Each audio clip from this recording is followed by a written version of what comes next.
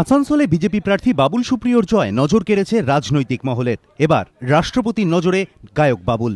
BJP সাংসদের কাছে গান শুনতে চান দেশের সাংবিধানিক প্রধান। সোমবার প্রধানমন্ত্রী ও অন্যান্য মন্ত্রীদের শপথ গ্রহণের পর অতিথি অভ্যাগতদের সম্মানে নৈশভোজের আয়োজন করেন রাষ্ট্রপতি প্রণব মুখোপাধ্যায়। সেখানে উপস্থিত ছিলেন আসানসোলের বিজেপি সাংসদ বাবুল সুপ্রিয়। বাবুল জানিয়েছেন, নৈশভোজ চলাকালীন লালকৃষ্ণ আডবাণী তার সঙ্গে প্রণব মুখোপাধ্যায়ের আলাপ করিয়ে দেন। সেই সময় বিজেপি সাংসদের কাছে রবীন্দ্রসঙ্গীত শোনার আগ্রহ প্রকাশ করেন রাষ্ট্রপতি।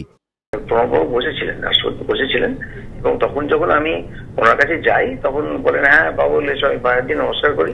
হ্যাঁ বাবুল বলো, খুব ভালো ওখানে তোমার তো সব খবর আমি জানি তো গান কি হবে? তো আমি যে না, গান যেরকম হচ্ছে সেরকমই হবে একদিন। তো রবীন্দ্রসঙ্গীত নিয়ে কথা হলো, তখন আমি বললাম যে একদিন আপনি বলবেন কবে শুনতে চান। একদিন বললাম, হ্যাঁ একদিন রাষ্ট্রপতি ভবনে একদিন রবীন্দ্রসঙ্গীত করতে হবে, একটা অনুষ্ঠান করতে হবে। সাংসদ হওয়ার পর গান চালিয়ে যাবেন কিনা তাও বাবুলের কাছে জানতে চান প্রণব মুখোপাধ্যায়। উত্তরে বাবুল বলেন, মানুষের জন্য কাজ করার পাশাপাশি গানও চলবে সমানভাবে। আপাতত রাষ্ট্রপতি ভবনের তরফে আমন্ত্রণের অপেক্ষায় তিনি। রাজনীতির ময়দানে প্রথমবার নেমেই পরীক্ষায় সফল বাবুল।